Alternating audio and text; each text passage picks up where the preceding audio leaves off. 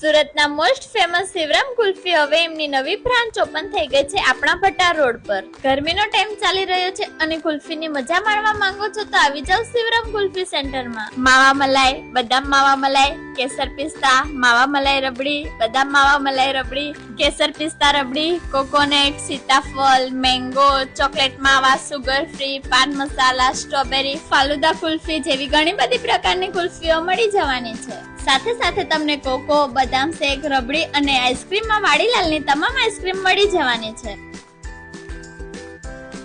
અને અહીંયા સાથે સાથે તમને ફૂલ અમૂલ બટરમાં ગરમા ગરમ ટેસ્ટી કચ્છી દાબેલી પણ મળી જશે.